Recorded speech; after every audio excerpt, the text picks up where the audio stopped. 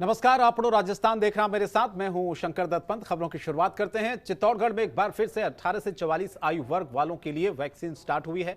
इससे पहले 31 मई को टीकाकरण हुआ था। बुधवार को 9 दिन बाद फिर से शुरू करने के बाद युवाओं में जबरदस्त उत्साह देखने को मिला।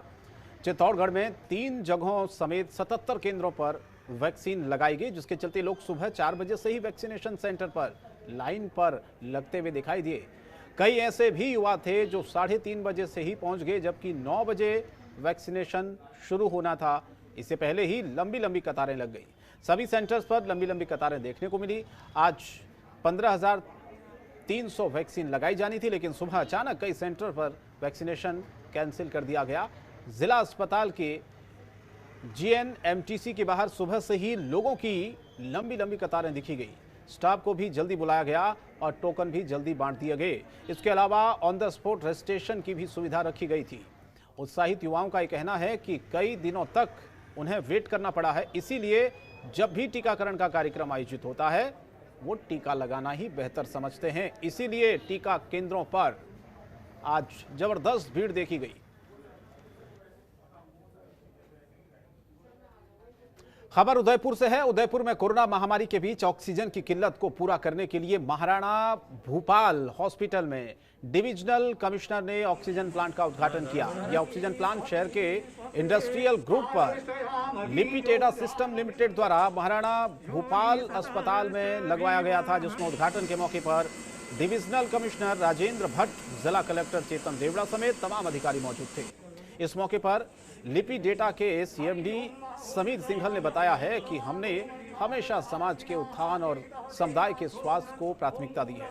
कोविड-19 जैसी महामारी में भी कंपनी, सरकार और प्रशासन के साथ मिलकर हर संभव लोगों की सहायता कर रही है।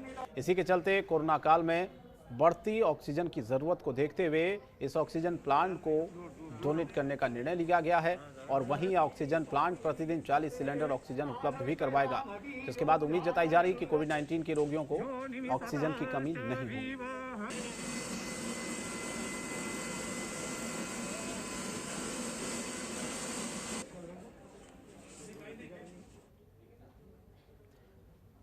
कोरोना संक्रमण को कम करने के लिए कुछ रियायतों के साथ प्रदेश सरकार ने कोरोना कर्फ्यू जारी रखने का एक फैसला किया है, जिसमें बीकानेर की जनता कोरोना गाइडलाइंस की धज्जियां उड़ाती हुई नजर आ रही है। प्रशासन की ढील का फायदा उठाते हुए लोग लापरवाह नजर आ रहे हैं। सरकारी दफ्तरों का भी यही हाल है। यहाँ भी सोशल डिस्टेंसिंग का पालन नहीं किया जा रहा है। आपकी टीवी स्क्रीन पर पोस्ट ऑफिस की तस्वीरें हैं, जिसमें लंबी लंबी कतारें आप साफ देख सकते हैं। सोशल डिस्टेंसिंग दूर दूर तक नजर नहीं आ रही है। स्थानीय लोगों का कहना है कि सरकारी गाइडलाइन में सरकारी दफ्तरों को 4 बजे तक खोलने का टाइम रखा गया है, लेकिन पोस्ट ऑफिस के कर्मचारी 2 बजे ही दफ्तर में ताला लगाकर वहां से भाग जाते हैं।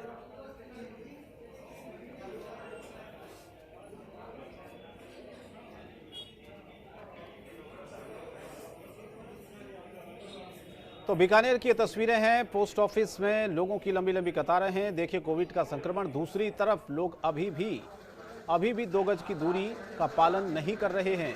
ये पोस्ट ऑफिस की तस्वीरें हैं, जिसने बहुत कुछ सोचने पर मजबूर कर दिया है कि कोरोना ने कितने लोगों की जान ली है इस आपदा में, और दूसरी तरफ अभी भी इस तरह की लापरवाहियां आ रही हैं।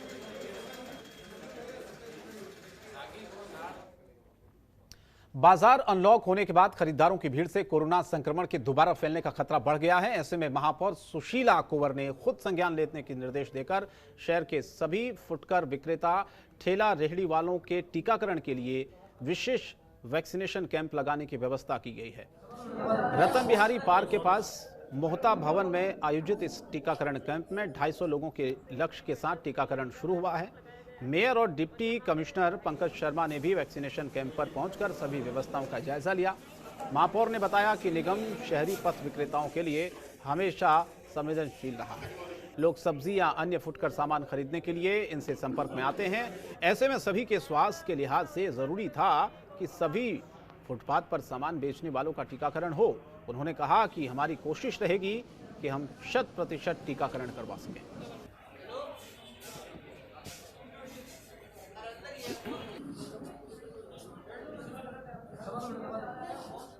और प्रदेश में राज्य सरकार कोरोना को कंट्रोल करने के लिए तरह तरह के प्रयास करती हुई दिख रही है, ताकि लोग कोरोना बीमारी से बच सकें। बात उदयपुर शहर की करें तो सूरजपोल इलाके में वैक्सीनेशन कैंप का आयोजन हुआ, जिसमें 18 प्लस के 200 लोगों को वैक्सीन लगनी थी। लेकिन इस कैंप में सैकड़ों की संख्या में लोग पहुंच गए, जिसमें कोविड-19 के नियमों की जमकर धज्जियां भी उड़ती दिखाई दी।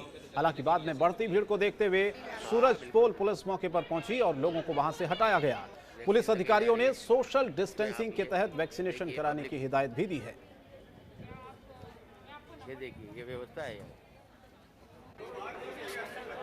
जबरदस्त भीड़ है वैक्सीनेशन सेंटर्स पर, आप देखिए। हालांकि 200 लोगों को वैक्सीन लगनी थी, लेकिन सैकड़ों की तादाद में आप देखिए वहां पर लोग पहुंचे वैक्सीनेशन कराने के लिए। जबरदस्त भीड़, दूर दूर तक सोशल डिस्टेंसिंग नहीं है।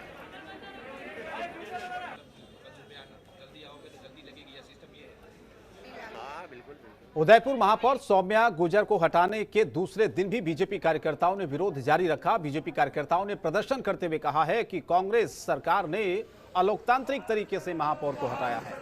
राज्य में हो रहे अनैतिक कार्यों को बीजेपी कतई बर्दाश्त नहीं करेगी। गहलोत सरकार द्वारा सौम्या गुर्जर को हटाने का विरोध लगातार जारी रहेगा।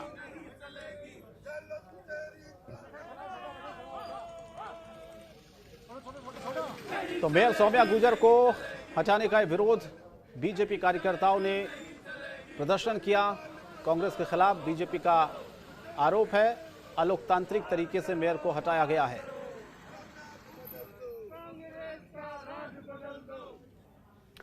और डाबी रेंज के डसालिया और माला की मुई क्षेत्र में वन विभाग की टीम ने अवैध खनन के खिलाफ कार्रवाई की है, जिसमें डंपर, एक ट्रोला और 3 ट्रैक्टर समेत एक लोडर को जब्त कर लिया है। बताया जा रहा कि मुखबिर से सूचना मिली, उसके आधार पर यह कार्रवाई की गई है। छापेमारी के दौरान काम कर रहे लोग वहां से भाग गए, जिसके बाद 10 वाहनों को जब्त कर लिया गया। वन विभाग की टीम द्वारा अवैध खनन के खिलाफ कार्रवाई किए जाने से क्षेत्र के खनन माफियाओं में हड़कंप मचा हुआ है।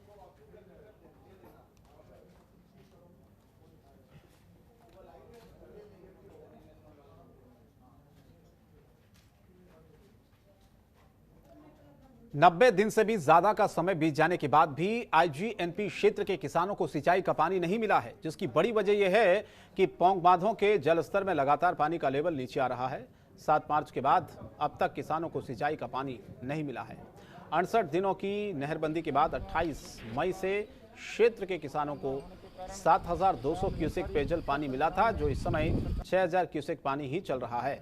आपको बता दें कि 10 जून के बाद सिर्फ 4000 क्यूसेक पानी ही चलेगा। 7 मार्च के बाद फसलों को अब तक पानी नहीं मिला है। ऐसे में क्षेत्र में होने वाली फसल पर बड़ा संकट पैदा हो गया है, जिसमें इंदिरा गांधी नहर परियोजना क्षेत्र में पानी के लिए एक बड़ा हाहाकार मचा हुआ है। इन दिनों आईजीएनपी में किसानों को आने वाले दिनों में सिंचाई पानी नहीं मिल रहा है, जिससे क्षेत्र में खरीफ की फसल की बुआई भी नहीं हो पा रही है। सिंचाई पानी खेतों में नहीं पहुंचने के चलते खेत बंजर होने लगे हैं।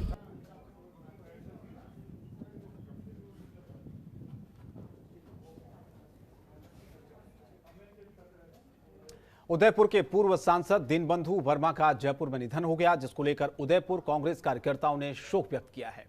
उदयपुर के मुहाना मंडी मोक्षधाम में उनका अंतिम संस्कार किया गया। दीनबंधु वर्मा साल 1982 के लोकसभा उपचुनाव में सांसद बने और 1984 तक रहे। 85 से 1990 कपासन से विधायक रहे। इसी दौरान 1989 से 90 तक इनको राजस्थान सरकार में मंत्री बनने का भी अवसर मिला। पूर्व सांसद दीनबंधु वर्मा के निधन से कांग्रेस पार्टी को अपूरणीय क्षति हुई है।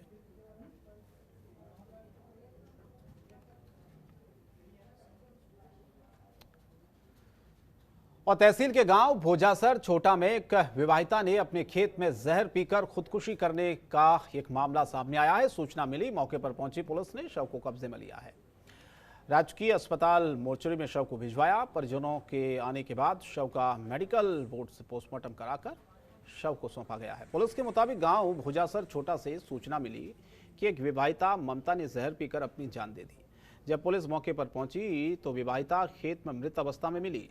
विवाहिता के पिता पाला राम ने थाने में रिपोर्ट दर्ज करवाई, जिसके बाद पुलिस इस पूरे मामले की जांच कर रही है।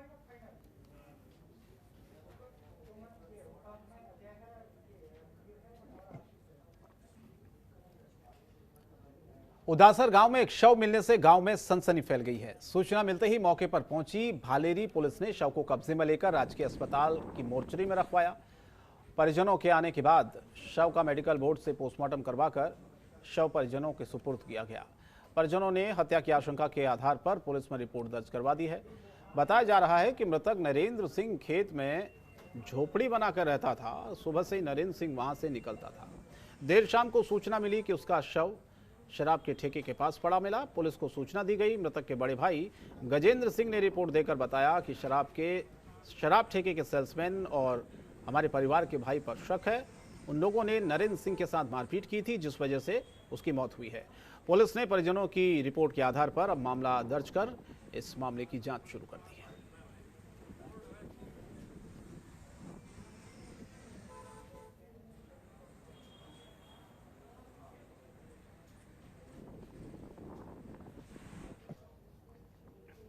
और घासा के बामनिया तलाई पिपरोली में एक बड़ा हादसा हो गया, जहां पर ट्रांसफार्मर ठीक करते वक्त विद्युत कर्मचारी की बिजली का करंट लगने से मौत हो गई। मौत के इस भयानक मंजर को देखकर गांव का हर कोई व्यक्ति डर गया है। बताया जा रहा है कि विद्युत कर्मचारी कालू मीणा अपने 2 अन्य कर्मचारियों के साथ 11,000 केवी की लाइन का फॉल्ट ठीक करने के लिए बामनिया तलाई पिपरोली पहुंचे थे। गांव में लगे ट्रांसफार्मर को ठीक करने के लिए बिजली के खंभों के ऊपर चढ़कर वो इसे ठीक करने की कोशिश कर रहे थे, लेकिन अचानक से आए बिजली के करंट खंभे में दौड़ने से शख्स की मौत हो गई। और साथ ही बताएं आपको कि मौत की खबर गांव में फैलती ग्रामीणों का तांता लग गया।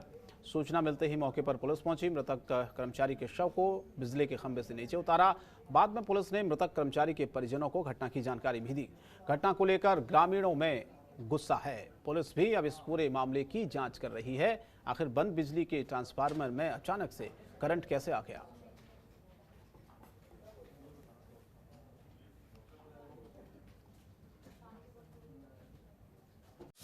खबरों के निष्पक्ष विश्लेषण के लिए सब्सक्राइब करें Janatantra TV and press the bell icon. Never miss any update.